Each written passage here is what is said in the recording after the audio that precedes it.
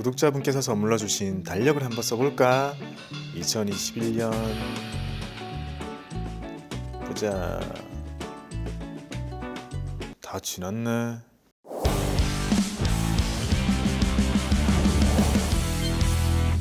안녕하세요, 박구미입니다. 올 한해도 아낌없이 채널을 사랑해주신 구독자 여러분들께 먼저 감사 인사를 드립니다.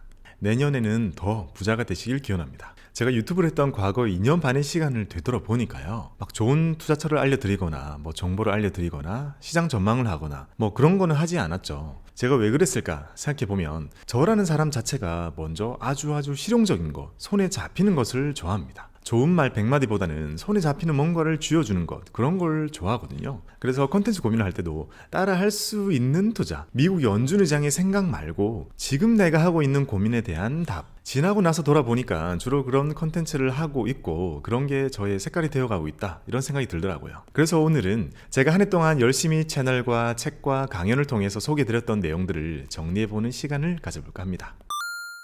제가 여러분들께 가장 많이 말씀드리는 투자는 자산 배분 투자법입니다. 박꼬미 투자법이라는 이름까지 붙여가지고 책까지 썼죠. 이 투자법은 지금 이 순간에도 개인 투자자들이 아닌 대부분의 투자 주체들이 활용하고 있는 투자 방법입니다. 불리는 것보다 지키는 것이 더 중요한 목돈이라고 볼 수 있는 연기금, 금융사들, 고유자금, 기관 투자자들, 국부펀드 모두 자산 배분 투자를 합니다. 그래서 저는 우리 개인 투자자들도 주식할 거는 하면서 한켠에 자산 배분 투자 바구니를 하나 만들어 두고 무관심 속에 리밸런싱만 해주면서 차곡차곡 자산을 모아가자고 말씀을 드리는 거죠. 이 자산 배분 투자법이 개인에게 가장 좋은 투자법은 아닙니다. 가장 좋은 투자법이라는 건 나한테 잘 맞는 투자법이고 그걸 잘 찾아가시도록 길을 잘 안내하고 보기를 잘 보여드리는 것이 저의 임무죠. 그래서 제가 절대 드리지 않는 말씀이 제가 투자에 성공했으니 저를 따라오시면 됩니다, 이런 건 안 하죠. 제가 지금까지 쭉 금융업에 종사하면서 깨달은 게 있는 겁니다. 투자의 방법에는 아주 여러 가지가 있습니다. 단타를 치는 사람도 있고 증권 방송을 보고 하는 사람도 있고 테마를 쫓는 사람도 있고 공모주만 하는 사람들도 있고 차트를 보는 사람도 있고 재무제표를 보고 하는 사람도 있고 남이 사는 걸 따라하는 사람도 있습니다. 전문가한테 돈을 주고 맡기는 사람도 있고 자산 배분 투자를 하는 사람도 있는 거죠. 다양한 투자의 방법 중에 가장 중요한 건 내가 할 수 있는 방법인지 파악하는 것이 중요합니다. 예를 들어 레버리지를 풀로 써서 1000만 원을 10억으로 만든 사람, 그런 사람 분명히 있겠죠.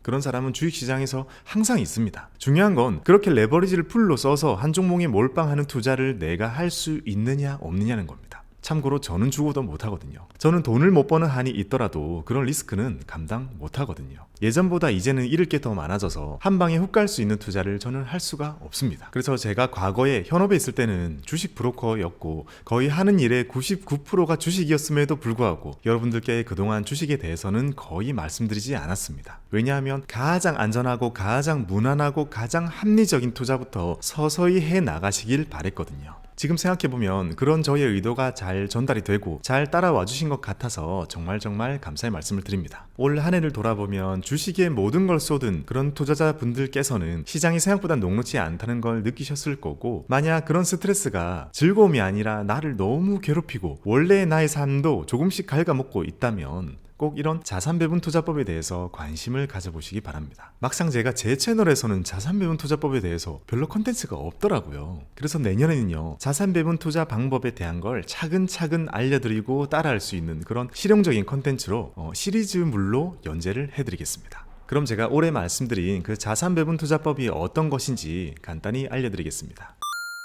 자산 배분이라는 건 자산을 종류별로 비율을 정해가지고 가지고 가는 전략을 말합니다. 여기서 말하는 자산이라는 건 가격이 오를 거라고 생각되는 것이라는 전제가 깔립니다. 사람마다 자신이 인정할 수 있는 자산의 종류가 달라질 수 있는 거죠. 전통적인 자산으로 보는 건요, 주식, 채권, 금, 달러, 원자재 이런 것들입니다. 전통적인 자산이라고 부르는 이유는요, 지금은 이거 말고도 자산이라고 생각되는 것들이 많이 생겨났기 때문이겠죠. 예를 들면 코인 같은 거요. 자산 배분 투자를 하기 위해서는 이런 자산들의 하나하나의 속성에 대해서 공부를 일일이 다 해야 되기 때문에 생각보다 할 양이 많습니다. 실행은 쉽지만 공부해야 되는 양은 엄청 많은 거죠. 그래서 제가 공부의 순서를 정해봤습니다. 자산 배분을 하려면 무엇부터 공부해야 하나요? 이렇게 물으신다면 제가 만든 5단계 투자법을 따라해보시면 좋을 것 같습니다.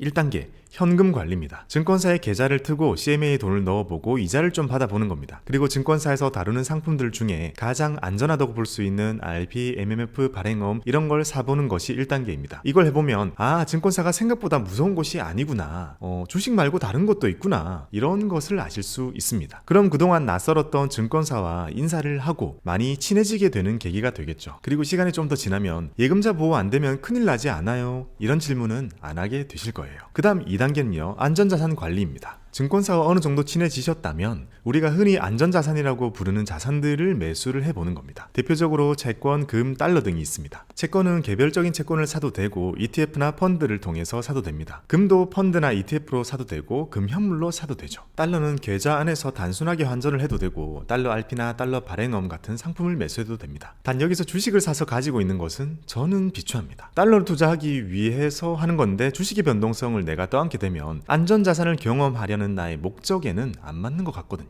주식이 떨어질 때 안전자산들이 오르고 금리가 떨어지면 채권의 가격이 오르고 유동성 충격이 발생하면 달러의 가치가 오르고 인플레이션이 심해지면 금의 가치가 오르는 이런 안전자산들의 움직임을 보고 있으면 이게 엄청 갖고 싶어지거든요. 그렇게 많이 가지게 될수록 앞으로 이어질 투자에 자신감과 안정감을 더해줄 거라고 생각합니다. 3단계는 배당자산 관리입니다. 안전자산에 대한 경험을 하셨다면 이제 주식을 본격적으로 시작하는 단계입니다. 대형주, 중소형주, 공모주, 테마주, 잡주 등등 정말 다양한 주식의 종류들이 있지만 그 중에서 제가 생각할 때 가장 초보 투자자가 하기에 좋은 거는 고배당주와 리츠를 해보는 겁니다. 얘네들은요, 배당을 받는 것이 가장 주요한 투자 목적이고 가격 자체가 오르는 것은 그 다음에 우리가 생각하는 그런 자산들입니다. 그만큼 유명한 고배당주들은 움직임도 무겁고 지루할 수는 있지만 4~5% 정도 되는 배당을 듬뿍 받으면서 주식이라는 게 꼭 10배, 100배 노리는 것만 하는 건 아니구나, 또는 주식도 현금이 이렇게 쏠쏠하게 나와주는구나, 오래 갖고 있을 수 있겠는데, 이런 걸 느끼면서 현금 흐름의 매력을 느껴보는 겁니다. 기업이 성장도 많이 해서 주가도 올라주면 좋겠지만 아쉽게도 그런 기업은 우리나라에는 많지 않습니다. 참고로 여기서는 미국 투자가 필수적으로 들어가야만 합니다. 하지만 정말 처음 시작하시는 초보 투자자 분들께서는 미국 투자를 바로 시작하는 게 너무 어렵기 때문에 국내 기업들 중에 고배당주와 리츠를 해보는 겁니다. 어떤 기업들이 있냐면요, 우리나라가 제대로 굴러가도록 인프라를 제공하고 있는 그런 전력, 가스, 금융, 통신 이런 기업들의 주식을 사보는 겁니다. 물론 계속 커지고 있는 리츠 시장도 이런 관점에서 관심을 가지는 거고요. 4단계는 투자 자산 관리입니다. 드디어 본격적으로 주가 상승을 기대하고 내가 오랫동안 갖고 갈 수 있는 기업을 찾아 나서는 단계입니다. 단순히 사고 파는 주식 매매는 다른 계좌에서 하시고 거기서는 수익이 아닌 즐거움을 줄 가능성이 크죠. 하지만 여기서는 정말 오랜 기간 동안 사 모으면서 내 포트폴리오의 주식의 비중을 든든하게 책임져줄 그런 주식 종목을 고르는 겁니다. 국내 주식과 해외 주식 둘 다 우리가 얻을 수 있는 각각의 장단점이 다릅니다. 자산 배분 투자자라면 국내와 해외도 비율을 정해서 둘 다 투자하시는 것이 좋습니다. 어떤 종목을 살지, 언제 살지, 지금의 경제 상황이 어떤지 이런 건 이미 유튜브에 존재하는 수많은 영상들 속에서 많은 정보를 얻으실 수 있을 겁니다. 물론 많은 거짓 정보들도 있겠지만 그 중에는 분명 여러분들께 큰 부를 안겨줄 정보가 있을 겁니다. 만약에 내가 주식 투자에 대한 욕심이 강하고 개별적인 기업을 공부하는 걸 좋아하고 투자자로서의 만족감, 자아실현 같은 걸 추구하시는 스타일이라면 개별적인 종목을 골라서 그 속에서 국가 분산, 산업 분산, 시간 분산을 통해서 모아가시는 것이 좋고요. 반면에 나는 투자는 하고 싶은데 사실 좀 귀찮고 찾아서 공부하는 그런 거 싫어하고 또는 본인의 삶이 너무 바빠서 시간을 내기 어려우시다면 시장 전체를 사는 ETF를 활용하시는 것이 좋습니다. 중요한 건 내가 사고자 하는 만큼 그 비율만큼만 주식으로 채워넣는 거죠. 5단계는 연금자산 관리입니다. 내가 배우고 공부한 자산 배분 투자법을 나의 노후를 위해서 활용하는 단계입니다. 앞에 단계에서 공부한 것들로 이제 우리는 포트폴리오라는 걸 짤 수 있게 되었습니다. 내 성향에 맞춰서 보수적으로 짜거나 해외 자산들로 짜거나 배당을 더 늘리거나 어쨌든 나만의 포트폴리오를 짤 수 있게 되고, 그럼 나는 장기적으로 지켜나갈 수 있는 자산 배분 투자가 준비가 되는 거죠.